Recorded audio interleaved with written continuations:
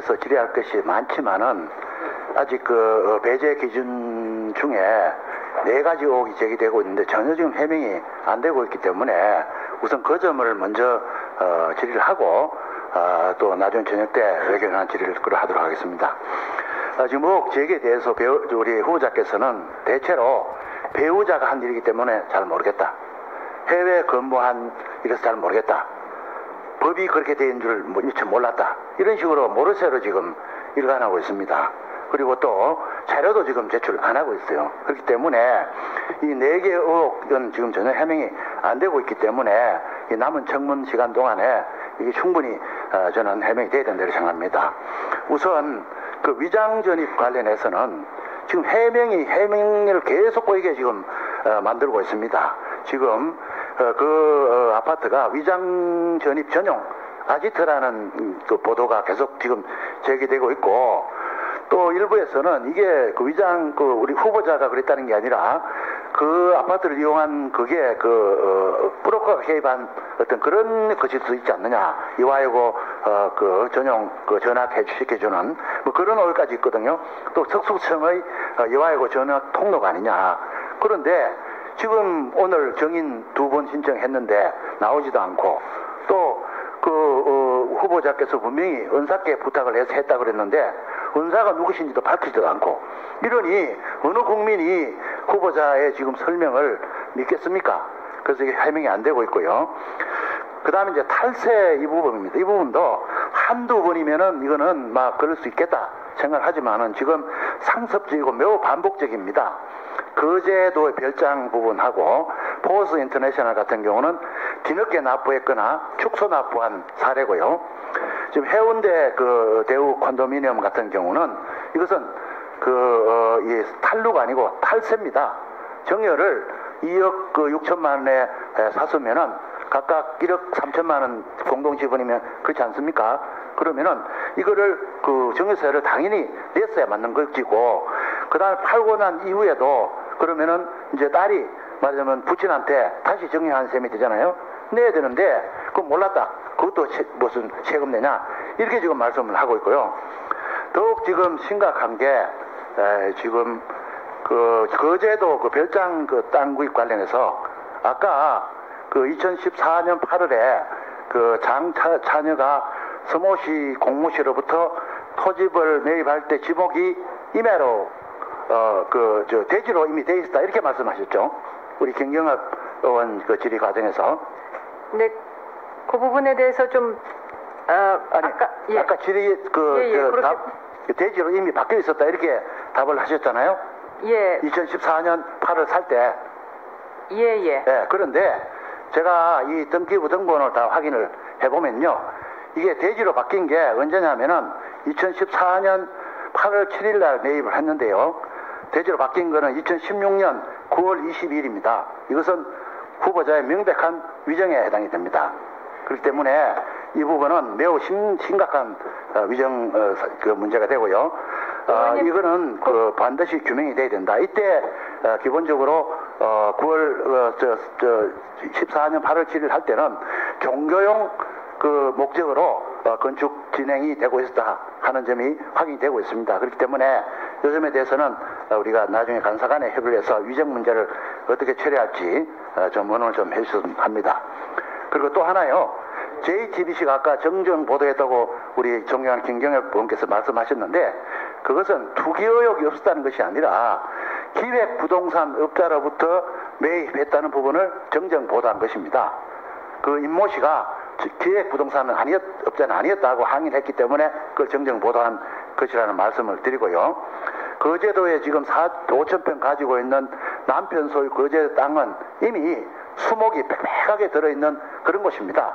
여기에 지금 무슨 나무를 더 심어가지고 뭘 어떻게 하겠다 하는 것은 상당히 설명력이 떨어지고요. 이것은 누가 봐도 거제 빌딩 별장을 사서 비교적 재미를 보니까 그 옆에 5,000평을 새로 사서 향후에 집가 상승을 노린 그런 투기 목적이라고 의심을 할 수밖에 없는 그런 정황입니다.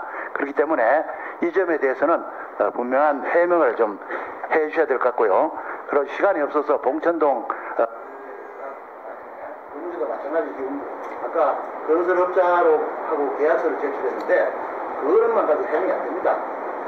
국세청에 세금을 어떻게 정리를 했는지, 아니 상식적으로 내 땅에 집을 지어서 내 이름으로 땅을 팔았는데 건설업자가 지은 거 가지고 가져가겠다, 그런 사적인 계약이 있을 수는 있지만은 세무 처리는 그렇게 할 수가 없습니다. 국세청에는 그 명의자가 그 정정했을 때는 누구한테 어떻게 얼마나 팔아가지고 어떻게 하고 건설업자한테는 어떻게 건축비를 지불하고 이렇게 계산을 한 그 납세의 근거가 분명합니다. 그것을 반드시 제출해 주셔야 이 문제에 대한 해명이 된다는 말씀을 드립니다. 예, 후보자께서 최경환 의원님 질의에 대한 답변해 주시기 바랍니다. 네, 그렇지 않아도 아침에 그 거제도 집 위한 그 토집 매입 과정에 대해서 제가 좀 보충 설명을 드리려고 준비를 했습니다. 말씀하신 대로 2014년 토지 매입 당시 이미 형질 변경 허가가 나 있어서 지가가 이미 높게 형성된 상황이어서 실지 산지에서 대지로의 지목 변경은 2016년 말경으로 있었던 것으로 자료상 나타나고 있습니다만, 그 땅의 지가는 그 형질 변경 허가와 함께 이미 높게 책정이 되어 있었고, 그렇게 높게 책정된 가격에 따라서 대지를 매입했던 것으로 얘기가 남편으로부터 들었습니다. 저희 어머님께서 계시는 잠깐만요. 그 부분에 대해서 그 다음 답변하시기 전에 지금 우리 최 의원님이 질의하신 것과 본질적인 문제에서 현저한 차이를 보이고 있습니다. 우리 최 의원님이 질의하신 내용을 보자면은 그 부지를 매입할 때 그때는 형질 변경이 안 됐다, 이런 그 질문이었습니다. 그런데 네. 지금 그렇게 돼 있었고 그게 종교시설 부지로 돼 있었는데 우리 후보자께서 답변하시기로는 아니다, 이미 구입하기 전에 그런 형질 변경 허가가 있었다. 전혀 지금 상반된 의견입니다. 어떤 게 사실입니까? 예, 형질 변경 허가가 이미 나와 있던 것으로 저는 설명을 받고 있습니다. 그래서 이미 지가가 높게 형성돼 있은 상황에서 남편이 구입을 했다고 들었습니다. 예, 그 다음 질문 답변해 주시기 바랍니다. 네. 네.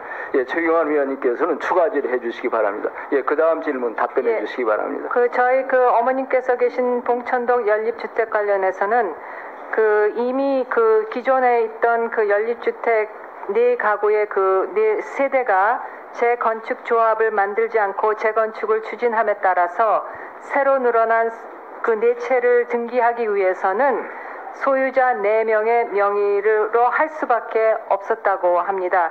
이에 따라서 저도 네 소유자 중에 한 사람으로서 제 명의인 4명의 명의 중 제가 한 사람으로서 등기되었던 것으로 저는 설명을 받고 있습니다. 후보자님 잠깐만요. 그 부분도 설명에 있어서 분명치 않은 점이 있을 수도 있어서 다시 묻겠네. 그러면은 그 빌라가 재건축되기 전에는 후보자 어머님께서 다 갖고 있었습니까? 아니면 그때도 4분의 1이었습니까? 4분의 1이었습니다. 그리고 재건축되고 난 다음에도 여전히 그 4분의 1을 받았을 뿐이고 나머지 재건축으로 해서 4채가 더 증축된 것은 사업자가 재건축 몫으로 그렇게 시행했기 때문에 사업자가 처분한 거다, 이런 의견입니까? 맞습니다. 네. 예, 그 다음 질문 답변하시기 바랍니다. 예, 아니 우리 위원님들께서는 추가 질의해 주시기 바랍니다. 네, 저에 대한 많은 의문 중에서 논문 표절과 부동산 투기에 대한 의문에 대해서는 분명히 사실이 아니라고 말씀을 드리겠습니다. 위장 전입 문제에 대해서는 제가 정말 잘못한 부분이고 지금 이 순간에 상세한 부분이 기억이 안 나는 데 대해서 정말 죄송하게 생각합니다. 그리고 저희 자녀들에 대한 증여, 그 거제도 집을 건축하면서 그리고 그것을 두 딸아이한테 이름에 넘겨주면서 증여세 문제에 있어서 미전했던 점, 그리고 저희 큰 딸아이의 그 사업을 위해서 제가 2천만 원을 주면서 증여세 부분을 미처 챙기지 못했던 점, 정말 죄송스럽게 생각합니다. 사실 이 모든 게 그 청문회를 준비하면서 자료를 취합하면서 자료를 검토하면서 세무사와 함께 이것을 모든 것을 검토하는 과정에서 드러났을 때 제 솔직한 제 남편과 저의 그 반응이 이랬습니다. 세금을 내야 될 부분을 못 냈어서는 빨리 가서 내야 되는 게 납세자의 의무다. 그렇기 때문에 임명 발표 이후 이 자리를 준비하는 과정에서 그 남편도 가서 증여세를 낸 거고요. 아이들의 증여세를 낸 거고요. 그리고 제가 준 딸의 그 2천만 원에 대해서도 세무사의 이렇게 결과 이것도 증여에 해당된다. 그렇게 조언을 했을 때 그 부분에 대한 증여세도 즉각 가서 납부를 했습니다. 그래서 이런 부분에 대해서 체납이 된 거에 대해서 상당히 죄송스럽게 생각합니다. 공직자로서의 그런 어떤 그 납세 의무, 이거는 공직자뿐이 아니라 국민의 그 필수적인 의무인데 이 부분에 있어서 미흡했고 미진했고 정말 죄송스럽게 생각합니다.